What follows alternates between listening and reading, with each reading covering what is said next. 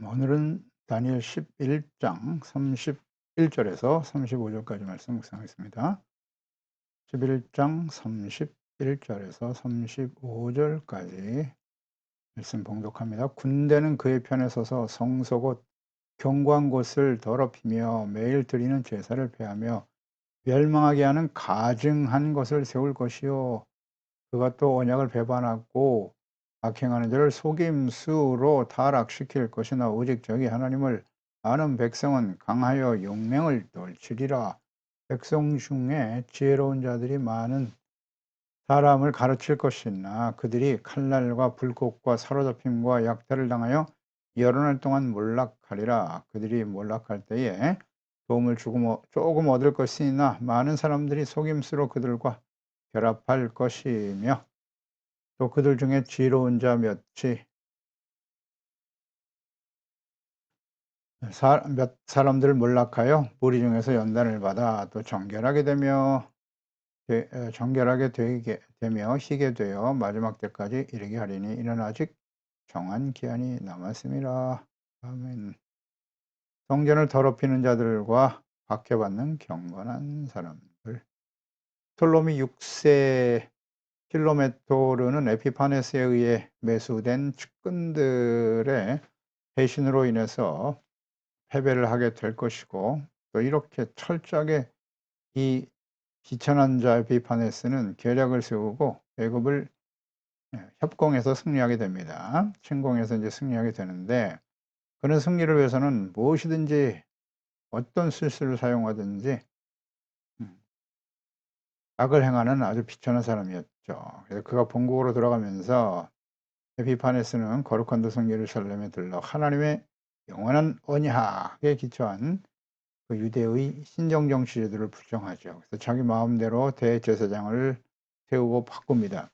이렇게 3차 애굽 침공에 실패하고 돌아가면서 분노하였다 그랬어요. 그래서 본격적으로 유대인들을 박해할 것에 대한 예언의 말씀인 것이죠. 거룩한 언약을 배반한 자들이 에피파네스에 의해서 임명된 거짓된 제사장들이죠. 이들이 성전의 기명을 약탈하는 것을 묵인하죠. 신앙 양심을 저버린 대제사장인 메닐리우스 같은 사람, 그의 추종자들 포함해서 에피파네스의 헬라화 정책에 동조한 많은 유대인들이 배교를 하게 될 것이고 그를 따를 것이다 라는 말씀에 대한 예언이고요. 이것은 그대로 성취되었습니다. 31절에 군대는 그의 편에 서서 성소 곧 견고한 것을 더럽힐 것이고 매일 드리는 제사를 폐하게 될 것이고 멸망하게 하는 가증한 것을 세울 것이다. 하나님과 거룩한 백성으로서의 정체성을 버리는 거죠. 성전을 더럽히는 일에 동조하는 대제사장 메넬라우스 같은 그 추종자 배교자들이 결국 성전을 더럽히게 되는 거예요. 그들 때문에 이 에피파네스의 군대 편에 서서 말이죠. 성전을 더럽히고 견고한 것을 더럽힌다 그랬어요. 성전을 더럽히되 견고한 곳이라고 하는 것은 히브리의 마우스인데요. 이것은 요새라는 의미도 있고 강력한 힘을 의미하는 단어인데 견고한 곳이라고 하는 것은 이스라엘의 견고한 요새가 되시고 능력이 되시고 승리가 되시는 하나님이죠. 하나님이 임재하여 계시는 거룩한 지성소를 이와 같이 표현한 것 같습니다. 패역하고 교만한 방잔 에피파네스의 군대가 그 거룩한 지성소, 이건 대제사장도 1년에 한 번밖에 들어갈 수 없는 곳인데 이것을 함부로 출입했다는 거예요. 함부로 출입하게 될 것이다. 그대로 성취됐습니다.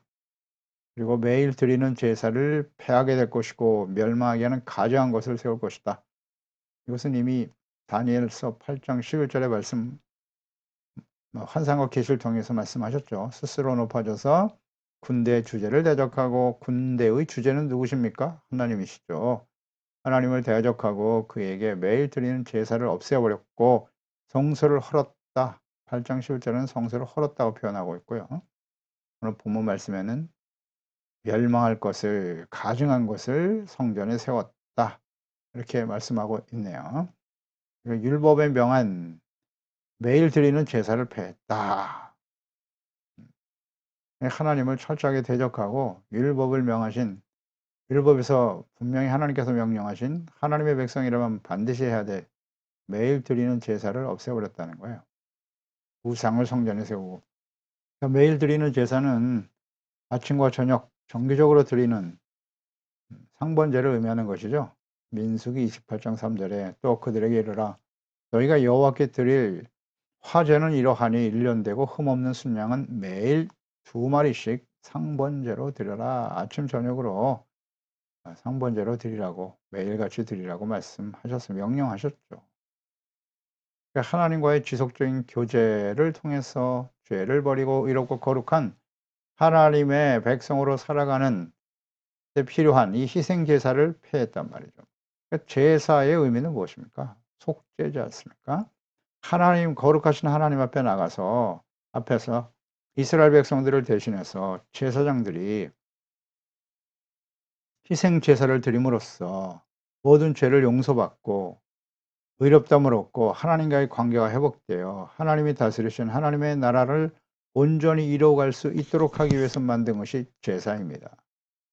이 제사를 통해서 온전히 속죄와 용서를 받지 못하면 하나님의 진노가 바로 백성들에게 임하게 되는 것입니다. 그러니까 그것을 알고 제사를 완전히 폐해버렸어요. 그리고 성소에 멸망을 가정한 제우스 우상을 세웠단 말이죠. 이런 일들을 자행했다는 거예요. 이것은 이스라엘 백성들의 그 거룩한 백성으로서의 정체성을 완전히 말살시키려고 하는 악의적인 의도로 행하는 일이죠. 하나님과의 관계를 끊어버리는 거예요. 단절시켜버리는 거죠. 그래서 이제 더 이상 하나님이 다스리시는 하나님의 나라가 아니라 사람 자신이 왕이 되어 이스라엘의 왕은 하나님이신데 내가 왕이고 너희는 나의 백성이 되고 내 말에 순종해야 된다는 거죠. 하나님과의 관계를 완전히 끊어버리는 이런 일에 이런 거짓 대제사장들이 말이죠. 이 악한 자와 손을 잡고 그에게 굴종하면서 이런 일을 자행했단 말이에요. 제사장들이. 자신의 권력과 재물과 유익을 얻기 위해서. 기가 막힌 일이죠. 이런 일들이 과거에 이스라엘 백성들이 바벨론에 의해서 멸망을 당하기 아수르와 바벨론에 멸망당하기 이전에 열왕기 시대에 있었던 일이잖아요. 왜 이스라엘 백성들이 하나님의 거룩한 백성들이 이방인들에게 짓밟혀 70년 동안 포로 생활을 할 수밖에 없었는가? 다니엘은 이것을 알고 하나님 앞에 회개하며 기도하고 있지 않습니까? 예루살렘으로 다시 돌아가야 될 그 시기에 이 환상을 보여주신 거예요. 이 계시를. 그들이 예루살렘에 돌아오지만 또다시 이와 같은 모습으로 살아가게 될 것이다. 그러니까 제국들의 출현 그리고 그들을 통해서 끊임없이 박해와 고난을 받을 수밖에 없는 하나님의 백성들 그 원인이 무엇인가요? 원인. 이게 역사를 통해서 교훈을 얻지 못하는 거예요. 성경은 교훈을 위해서 기록한 것입니다. 누가 이와 같은 일을 행한다고? 하나님의 자녀 백성들이. 그것도 대제사장들이 말입니다. 예수님 당시엔 안 그랬나요? 예수님의 십자가에 못 박은 사람들이 누굽니까? 대제사장 서기관들이에요. 장로들, 사두개인과 바리새인들이 힘을 합쳐서 예수님을 십자가에 못 박아 버렸다고요. 그런 그리스도는 필요 없다고. 자신들의 죄, 자신들의 치부를 드러내고 밝혀내니까 빛을 버리고 어둠을 더 사랑한 악한 자들이었던 것이죠. 계속 나타나는 거예요. 그 이후에 계속 역사를 통해서도 확인할 수 있는 바고요. 가톨릭의 부패와 타락, 사제들의 부패와 타락이죠. 정치와 야합하고. 아이, 역사를 통해서 오늘날은 어떻습니까? 오늘날도 마찬가지예요. 결국 교회가 부패하고 타락하는 원인은 목회자들의 부패와 타락에 있는 거예요. 자신의 유익을 위해서 오직 자기 욕심이죠. 자기 욕심을 만족시키기 위해서 말이죠. 명예욕, 자신의 기득권 이게 안 보입니까? 눈에 보이죠. 이상한 일도 아니에요. 과거에도 이미 그런 일들이 계속해서 벌어졌거든요.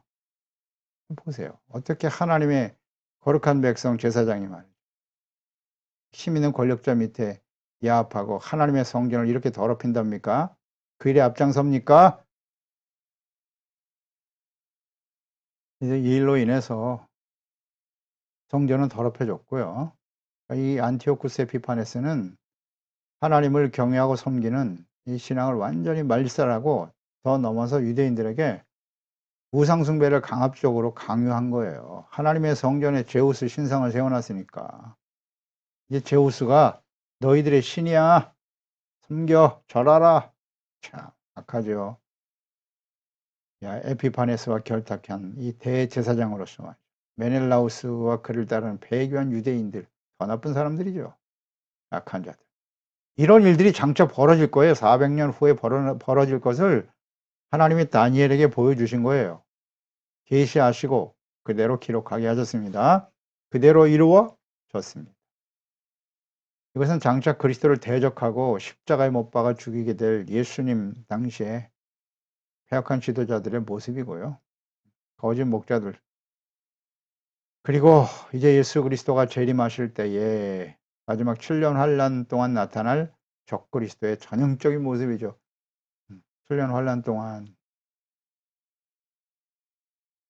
이 에피파네스의 모습을 가지고 성전을 더럽히고 그 이전에 성전을 더럽히는 데 일조하고 있는 적극적으로 나서고 있는 제사장, 목회자들, 왕 같은 제사장으로 살아가야 될 그리스도인들의 부패와 타락, 이것이 원인이 되겠죠.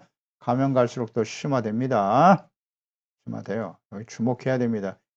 나 자신을 포함해서 우리 모두가 이와 같은 배교자가 될 수 있다는 사실을 잘 생각해야 돼요. 오직 무엇을 먹을까 입을까 마실까 밖에 모르잖아요. 나에게 어떤 것이 유익한가? 그 악한 자들과 결탁하고 세속화되어져 가는 거예요. 하나님보다는 그들을 더 믿고 의지하고 따라 그들과 함께 불의와 악을 행한단 말이죠. 계속되겠죠. 우리는 어디에 서야 되겠습니까? 잘 생각해 봐야 돼요. 다니엘서 9장 27절에도 미리 말씀하셨죠. 그가 장차 많은 사람들과 더불어 한 일해 동안의 언약을 굳게 맺고 한 일해 동안의 언약 마지막 7년 환란이죠. 적그리스도 같은 자가 일어나서 이런 악을 행할 것이라고 말씀하셨고 그대로 이루어지겠죠. 이러한 박해는 모든 시대에 그리스도인들에게 계속해서 일어나게 될 것이다. 박해는 계속돼요. 그러니까 이렇게 거룩하고 경건해 그 멜라나우스 같은 그런 악한 대제사장들도 있는가 하면 또 한편으로는 믿음을 지키기 위해서 경건한 삶을 지키기 위해서 그 박해를 받는 사람들도 있다는 거예요. 있을 것이다 라고 주님께서 말씀하고 계시죠. 경건한 자들이 일어나게 될 거라고 분명히 말씀하셨어요. 그러니까 이러한 박해와 시련들은 뭐 끊임없이 일어났어요. 예수님께서도 의를 위해서 마태복음 5장 10절이죠. 박해를 받는 자가 복이 있다고. 나로 말미암아 너희를 속이고 박해하고 거짓으로 너희를 거슬러 모든 악한 말을 할 때 너희에겐 복이 있는 거라고 말씀하셨죠. 기뻐하고 즐거워해라. 하늘에서 너희 상이 크다. 선지자들이 이같이 박해를 받았다. 디모데후서 3장 12절이죠. 무릇 그리스도 예수 안에서 경건하게 살고자 하는 자는 박해를 받게 된다. 예.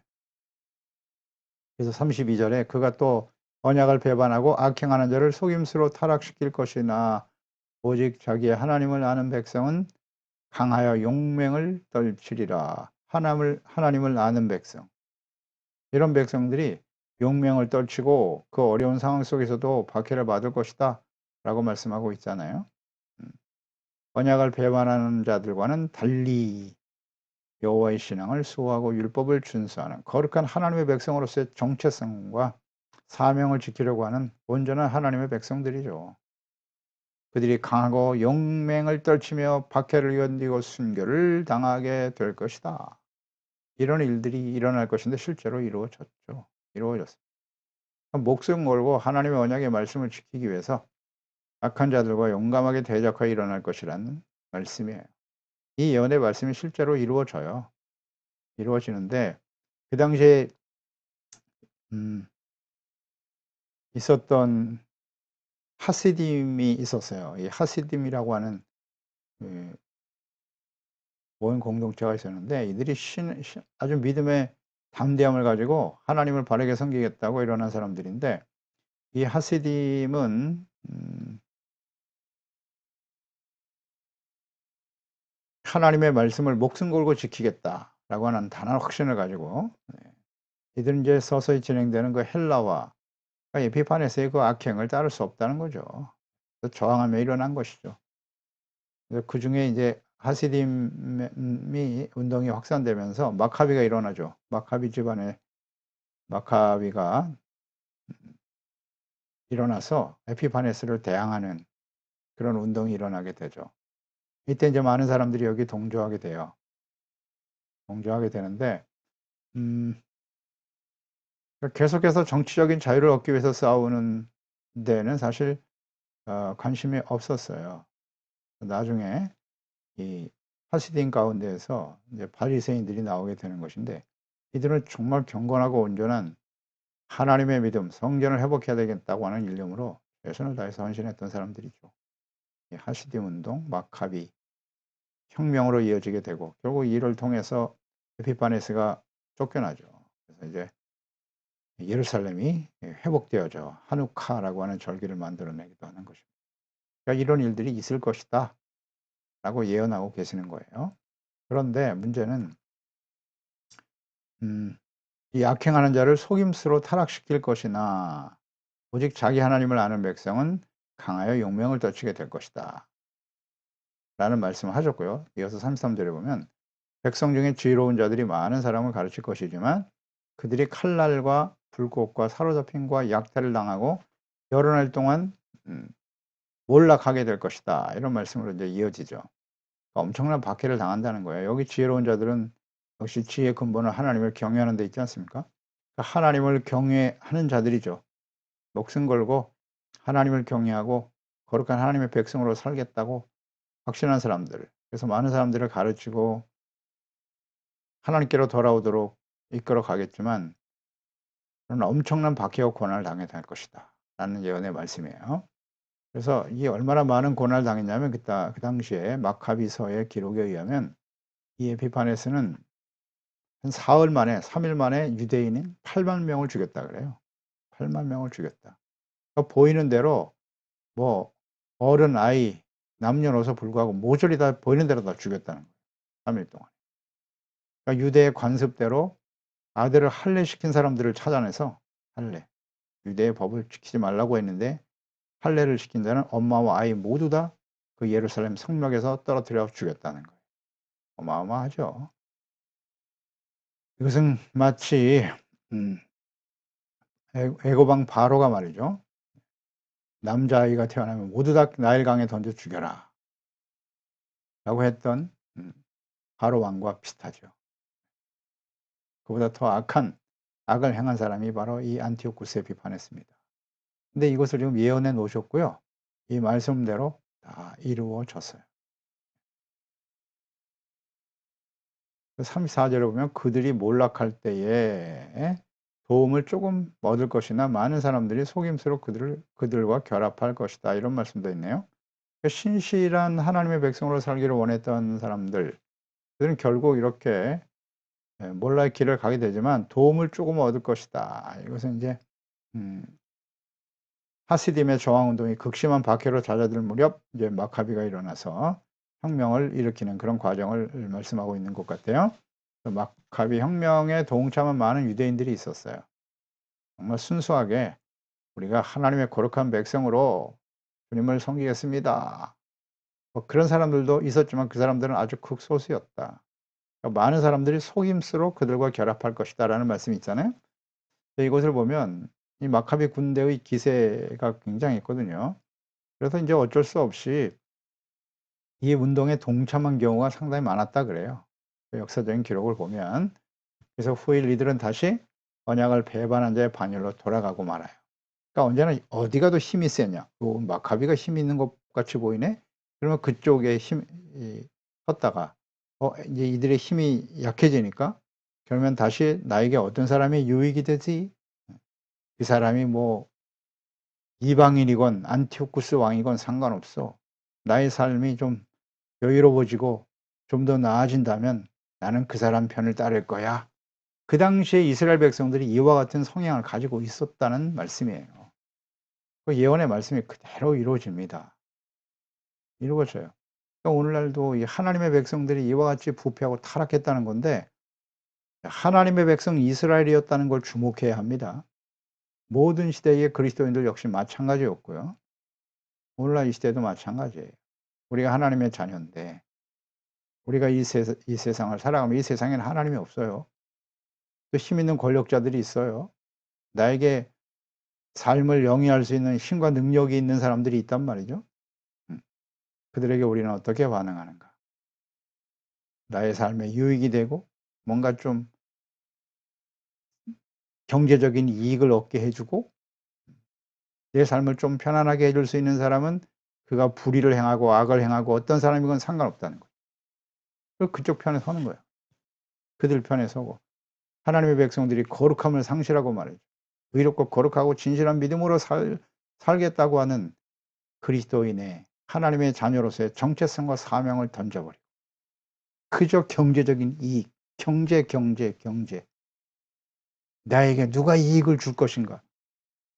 이것이 오늘날 이 시대의 그리스도인의 모습은 아닌가요? 나의 모습은 아닌가요? 이 중요한 문제입니다. 뭐 하나님을 속일 수는 없지 않습니까? 하나님 우리의 마음의 중심을 다 보고 계실 텐데 어떻게 속이겠어요, 하나님? 35절에 또 그들 중에 지혜로운 자 몇 사람이 몰락하여 우리 중에서 연단을 받아 정결하게 되고 또 희게 되어 마지막 때까지 이르게 할 것이다. 그러나 이는 아직 정한 기한이 남았다라는 말씀하셨네요. 여기서 지혜로운 자는 역시 에피파네스의 군대와의 전투에서 저항하면서 전사한 마카비의 군사들을 비롯해 하나님을 경외하는 그 언약을 지키기 위해 순교한 유대인들이겠죠. 지혜로운 사람들이죠. 어떤 것이 지혜로운 것입니까? 악하더라도 그들과 타협하고 세속화되어 나의 유익을 지키는 것이 지혜로운 것입니까? 그걸 지혜라고 생각하는 사람들이 은근 많아요. 아이, 세상을 지혜롭게 살아야지. 어떻게 하나님의 말씀만 지키며 살 수 있어. 그 지혜롭다는 표현을 적당히 타협하고 세속화되어야 한다고 합리화시키는 거예요. 진정한 지혜는 하나님의 말씀을 지키는 거죠. 이 다니엘과 같이 사자굴 속에 던져질지라도 나는 하나님을 버릴 수 없어. 그 하나님께 감사하며 기도하지 않습니까? 내가 어찌 우상에게 절하겠는가? 그래서 풀무불 속에 들어가지 않습니까? 그게 지혜입니다. 어떻습니까? 우리는 어떤 것을 지혜롭다고 생각합니까? 잘못 이해하고 있는 사람들이 아주 많죠. 그리스도인들 중에. 그러니까 하나님께서 역사하잖아요. 다니엘과 그 친구들을 통해서. 이 엄혹한 포로 시절에 말이죠. 그들을 통해서 하나님의 영광을 받으시지 않습니까? 계속 강조됩니다. 어떻게 하는 것이 하나님께 영광을 돌리는 삶인가? 적당히 세상과 타협하고 불의와 악을 행하면서도 출세하고 성공하고 더 많은 재물을 얻는 것이 하나님께 영광이 되는가? 아닙니다. 그걸 지혜라고 여깁니까? 아닙니다. 우리는 어떤 선택을 해야 하는가를 잘 생각해야 합니다. 가면 갈수록 더 이와 같은 일들은 심화되겠죠. 악한 일들이 하나님의 진노의 심판이 임박한 시대로 우리가 살고 있기 때문에. 그러나 마지막 때까지 이르게 하리니 그랬어요. 그러니까 이런 시련과 어려움들이 오히려 이 말씀처럼 무리 중에 연단을 받아 청결하게 되며 희게 되어 그랬잖아요. 이런 어려움을 당하면서 오히려 이런 시련 고난을 통해서 연단되어지고 정결하고 의롭게 되어지려고 하는 진실한 하나님의 사람들이 있다는 거예요. 고난과 시련은 어쩔 수 없어요. 하나님의 백성들이 이렇게 부패했기 때문에 하나님이 이와 같은 일을 허락하시는 거거든요. 왜 하나님의 자녀 백성들에게 이런 시련과 어려움이 다가오는가? 아직도 모르면 안 됩니다. 겸손하게 하시기 위해서 의롭고 거룩한 하나님의 자녀로의 정체성 회복을 위해서 하나님과의 관계 회복을 위해서 이런 시련과 우리에게 시련은 다가오는 것이다. 근데 되게 듣기 싫어하죠. 이런. 나에게 어려움이 다가왔는데 그러면 이게 내가 잘못한 건가? 이걸 내가 시인해야 되는가? 쉽지 않죠. 싫어해요. 내가 뭘 잘못했는데요, 하나님? 이러고 따지잖아요, 하나님한테. 왜 하나님이 나한테 이러시는 거예요? 이러고. 그런 게 교만입니다. 책망을 받으면 겸손해져야죠. 보세요. 이런 연단과 시련을 당할 때 연단은 뭐예요? 깨끗해지는 거잖아요. 더러운 걸 버리고 순수하고 정결해지는 거잖아요. 정결이 거룩이고. 언제나 그래요. 우리에게 시련이 다가오면 그냥 겸손해지면 돼요. "하나님 죄송합니다. 제가 주님의 말씀을 따르지 못했습니다." 자꾸 합리화시키려고 하지 말고 그런 생각을 버려야죠. 그냥 엎드리면 돼요. "주여 저희를 불쌍히 여겨 주시고 의롭고 거룩한 하나님의 자녀답게 살아갈 수 있도록 도와주세요." 뭐 어렵지 않아요. 완전한 사람은 아무도 없습니다. 완벽한 사람이 어디 있습니까? 이 땅에 살아가는 동안에. 그러니까 이런저런 일로 우리를 연단하시고 훈련시키는 것이니 너에게 여러 가지 시련이 다가오면 기뻐하고 즐거워하라. 아멘. 이는 너희를 온전하고 구비하 조금 더 부족함이 없게 하려 하심이니라. 아멘입니다. 그리고 마지막 때까지 이르게 될 것이다. 이 마지막 때는 언제일까요? 1차적으로는 2세기 시대죠. 바로 이 에피파네스가 일어날 그 시기인데 요나단에 의해서 에피파네스 군대가 나중에 쫓겨나가요. 쫓겨나가고 그리고 요한 힐카누스라는 사람에 의해서 이제 결국 이스라엘이 독립을 하게 되는데 이때까지 이와 같은 상황은 계속될 것이다. 고난과 시련과 박해를 받는 사람이 있고 에피파네스와 그 권력에 의지해서 예 배교하는 자들이 있을 것인데 이런 일들이 계속될 거예요. 이때를 이제 마지막 때라고 볼 수 있죠. 그래서 그 이후에 인제 하스몬 왕조가 일어나게 돼요. 하스몬 왕조가 이루어지고 그 왕조에 이어서 인제 예수님 당시에 헤롯 왕이 나오고 그렇게 되는 겁니다. 이런 일대가 이제 '마지막 때다.' 이렇게 볼 수도 있고요. 궁극적으로는 예수 그리스도의 초림이에요. 초림으로 시작해서 예수님의 재림과 마지막 심판 때까지 이 모든 시대요.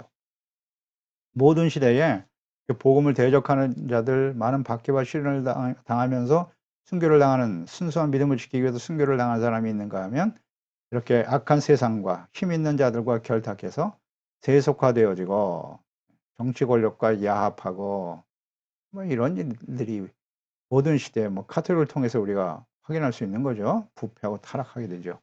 오늘날도 마찬가지예요. 오늘날 교회가 말이죠. 정치 권력에 앞장서서 그들과 연합해서 자신의 세를 과시하고 이익을 얻으려고 하는 이런 추한 모습들이 그냥 그대로 드러나잖아요. 그걸 분별을 못하고 또 아이 안타깝죠. 뭐 어쩌겠습니까. 마지막 때를 향해서 달려가는 시대이기 때문에 가면 갈수록 더 이런 모습이 더 심화될 텐데. 그러니까 이 마지막 때는 그런 거예요. 이런 이 시대가 나타나게 될 것이고요. 특히 이제 예수님의 재림과 마지막 심판 7년 환란 중에 일어날 일이거든요. 적그리스도에 의해서 악을 행하는 일들이 벌어지게 될 것이다. 이 마지막 때는 그런 의미예요. 그러니까 이 다니엘에게 주신 이 환상 계시의 말씀은 이렇게 세 가지 측면 그 당시에 그러니까 이 다니엘이 이게 500 BC 540 년에 이 계시를 보았단 말이죠. 기록하게 하셨고 실제적으로 일어나는 것은 400년 후예요.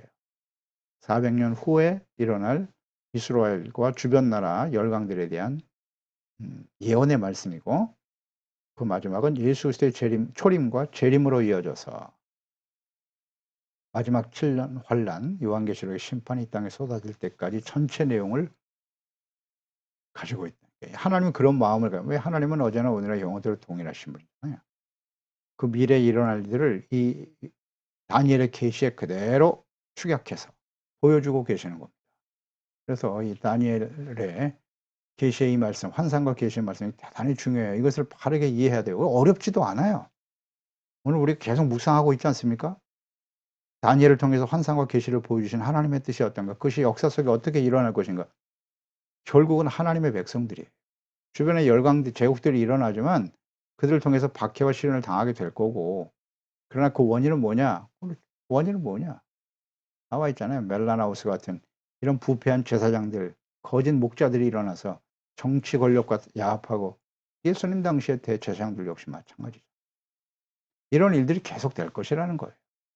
그러나 그중에서도 믿음을 지키고 경건하고 의롭고 진실된 거룩한 하나님의 백성으로 살아가기를 위해서 사직생의 믿음을 가지고 다니엘과 그 친구들처럼 말이에요.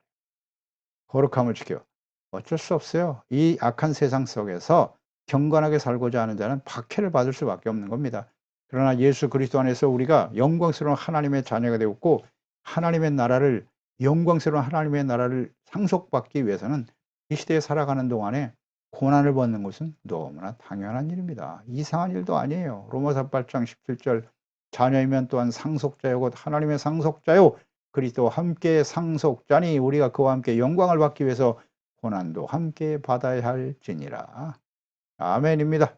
기도하겠습니다. 하나님 아버지, 오늘도 주의 말씀을 들으면서 하나님의 백성들의 그 부패와 타락의 모습, 주변 제국들이 일어나서 이스라엘 백성들을 박해하고 시련과 어려움을 주게 되겠지만 그들과 정치 권력과 야합해서 악을 행하고 하나님의 성전을 더럽히는 일에 앞장서는 이 대제사장들, 하나님의 언약의 백성들, 눈앞에 보이는 경제적인 이익과 무엇을 먹을까 입을까 마실까를 염려하며 살아가는 그것이 삶의 가치 우선순위가 되고 삶의 목적이 되어버리면 이 당시 하나님의 백성들의 모습과 같을 수밖에 없어요. 뭐 그렇게 어렵지 않습니다. 먹고 사는 게 중요하잖아요. 오늘도 우리가 매일매일 현실 속에서 부딪히는 문제예요. 하나님의 말씀을 지키고 의롭고 거룩한 하나님의 자녀가 될 것인가? 적당히 약하고 폐역한 세상과 타협하여 이 땅에 살아가는 동안 편안하게 먹고 사는데 지장 없이 편안함을 누리며 살아갈 것인가? 매일매일 부딪히는 문제 아니겠습니까? 우리는 어떤 선택을 해야 할까요? 둘 중에 하나예요. 이건 뭐 하나님 앞에 속일 수가 없습니다. 하나님을 주인으로 섬기든지 아니면 재물을 주인으로 섬기든지 절대 겸하여 섬길 수 없다고 하셨어요. 주여 사랑과 가치를 하나님께 두고 다가오는 여러 가지 시련과 어려움이 있어도 오히려 이것을 우리가 정결하게 하고 온전하게 되어지는 기회로 삼고 주님 앞에 서는 그날까지 영광스러운 하나님 앞에 설 그날을 생각하면서 의를 위해서 박해를 받는 것을 오히려 기쁨으로 여길 수 있는 진실한 하나님의 자녀 백성들 되게 하여 주시옵소서. 예수님의 이름으로 기도드립나이다. 아멘.